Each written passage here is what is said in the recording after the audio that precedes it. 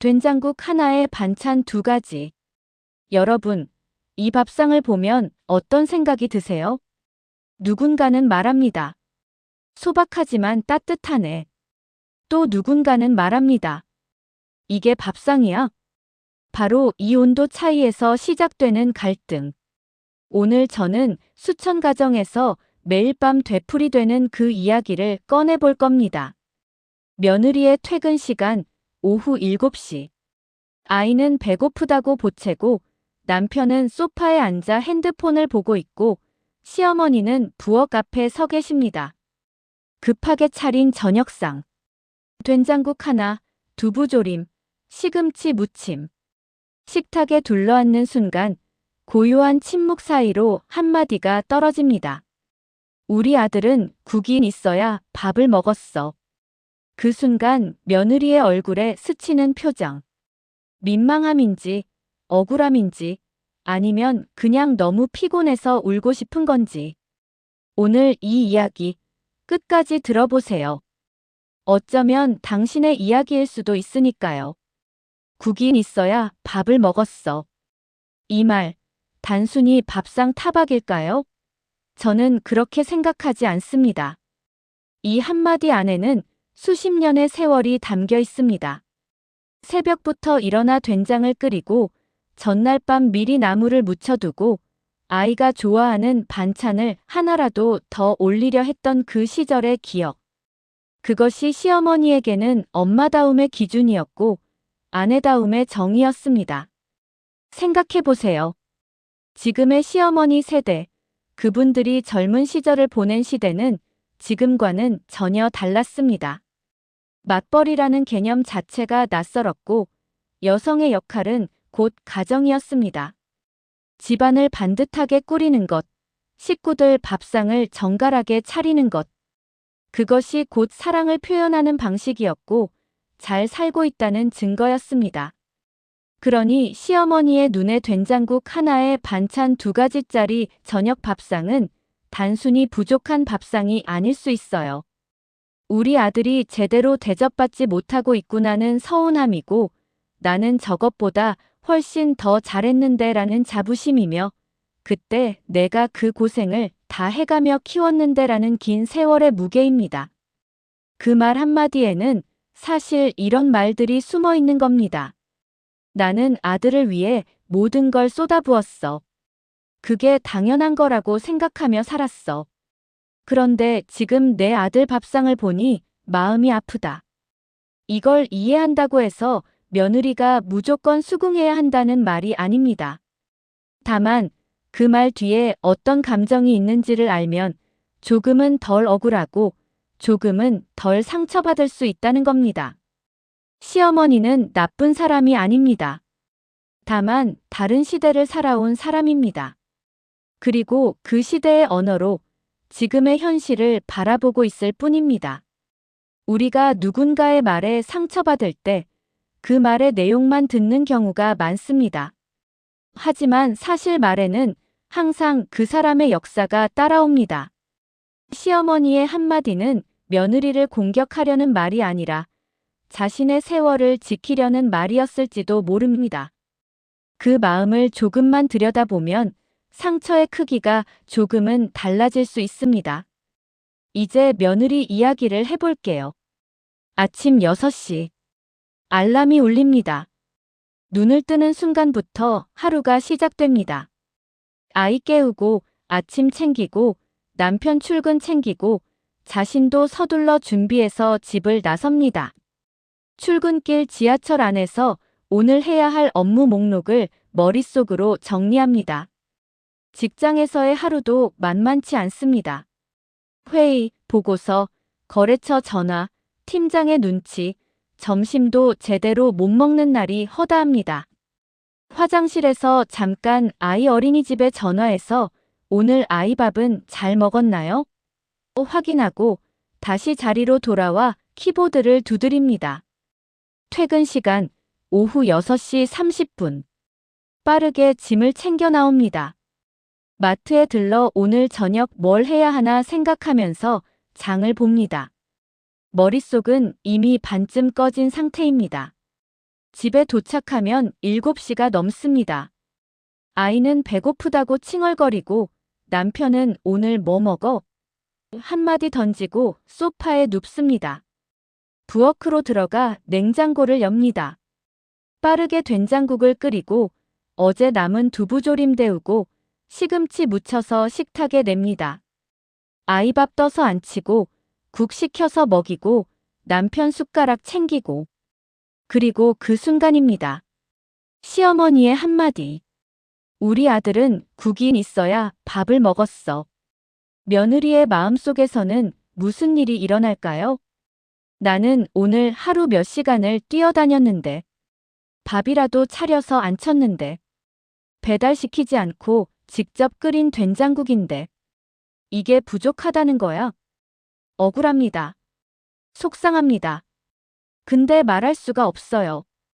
시어머니 앞에서 따질 수도 없고 남편은 중간에서 아무 말도 안 하고 아이는 옆에서 보고 있고 그냥 그 말을 삼킵니다.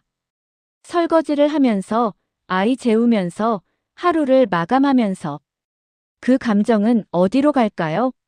쌓입니다. 조금씩 표가 나지 않게 하지만 분명히 쌓입니다. 많은 분들이 이 장면에서 눈물을 흘린다고 합니다.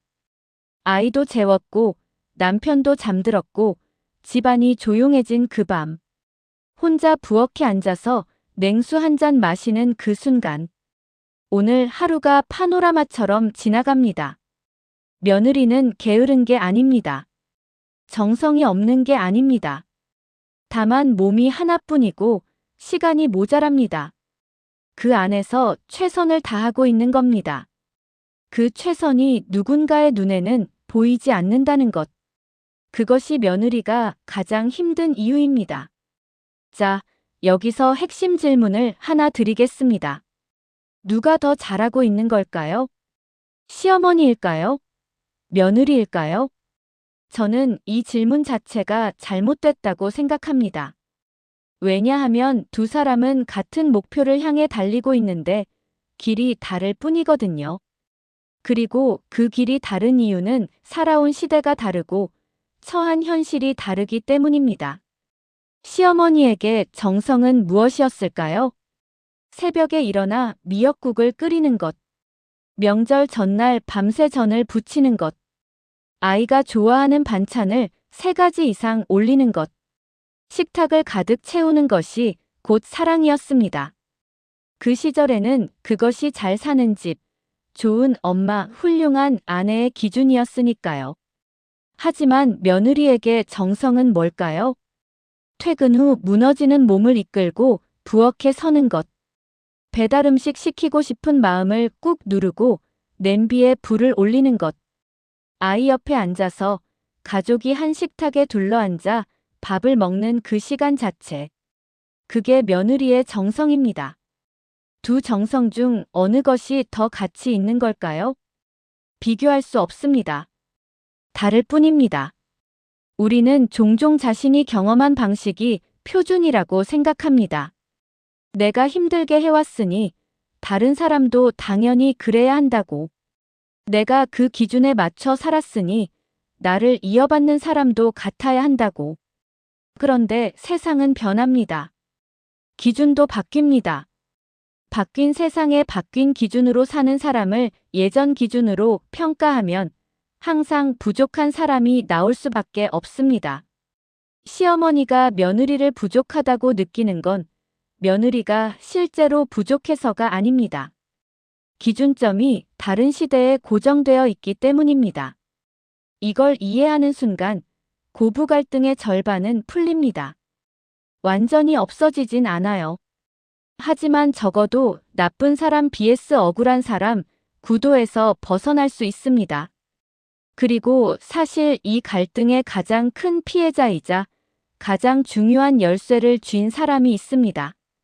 바로 그 아들이자 남편인 사람입니다. 고부 갈등을 이야기할 때 가장 많이 빠지는 함정이 있습니다. 시어머니 vs 며느리로만 보는 것입니다. 하지만 저는 오늘 이 자리에서 분명히 말씀드리고 싶어요. 고부 갈등의 본질은 시어머니와 며느리의 싸움이 아닙니다. 그 구조 안에서 아무 역할도 하지 않는 남자, 즉 아들이자 남편의 문제입니다. 생각해 보세요. 시어머니는 왜 그 말을 했을까요? 우리 아들은 국이 있어야 밥을 먹었어. 이 말의 대상은 며느리이지만 사실 마음의 방향은 아들을 향해 있습니다.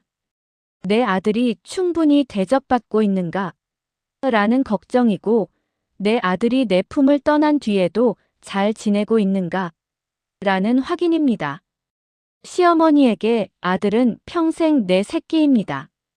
결혼을 해도, 아이가 생겨도, 마흔이 되어도, 아들이 잘 먹고 잘 자고 행복한지를 확인하고 싶은 마음은 변하지 않습니다.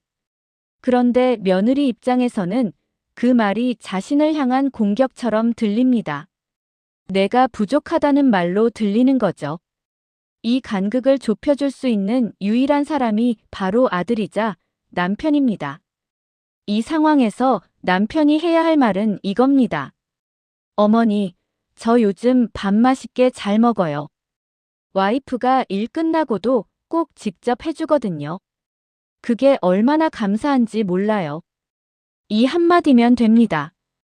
시어머니는 아들이 행복하다는 걸 확인합니다. 며느리는 자신의 노력이 인정받는다는 걸 느낍니다. 갈등의 불씨가 꺼집니다.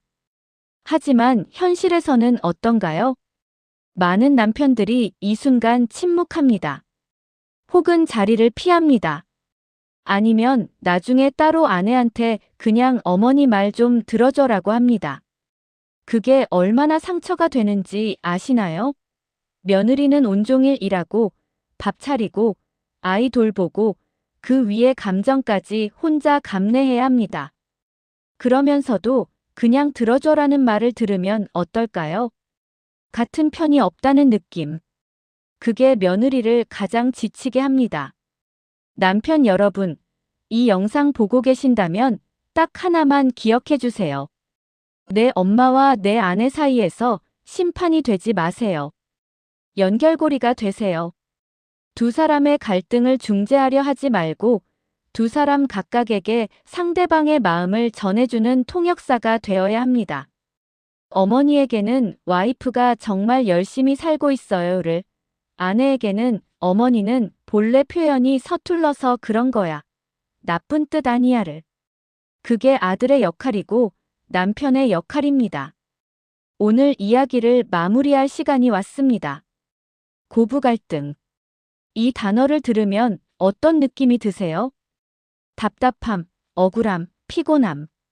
어쩌면 오래된 상처, 아직도 아문 것 같지 않은 그 상처. 저는 오늘 이 자리에서 이렇게 말씀드리고 싶습니다. 고부 갈등은 사랑이 없어서 생기는 게 아닙니다. 오히려 사랑이 너무 많아서 생기는 겁니다. 방식이 다른 사랑들이 한 식탁에서 부딪히는 겁니다. 시어머니는 아들을 사랑했습니다. 그 사랑의 방식이 정성스러운 밥상이었습니다. 며느리는 가족을 사랑합니다. 그 사랑의 방식이 지친 몸으로도 함께하는 시간입니다. 아들은 두 사람 모두를 사랑합니다. 그런데 그 사랑을 어떻게 표현해야 할지 몰라서 침묵합니다. 세 사람 모두 사랑하고 있는데 그 언어가 달라서 서로 상처를 주고받는 겁니다. 그렇다면 우리는 무엇을 해야 할까요? 첫 번째, 상대방의 언어를 배우려는 노력입니다. 시어머니가 국이 있어야지라고 말할 때 그 말이 공격이 아니라 걱정의 표현일 수 있다는 걸 기억해 보세요. 며느리가 단출한 밥상을 차릴 때 그것이 게으름이 아니라 최선의 정성일 수 있다는 걸 시어머니도 기억해 주세요. 두 번째, 말하지 않으면 모릅니다. 며느리는 힘들다는 말을 꺼내기 어렵습니다. 약해 보일 것 같고 싸움이 날 것 같고.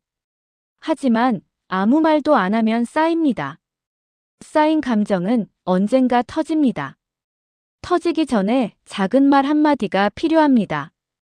저 오늘 많이 지쳤어요 라는 그 말 하나가 수십 번의 눈물을 막을 수 있습니다. 세 번째, 밥상의 크기가 아니라 밥상의 온도를 보세요.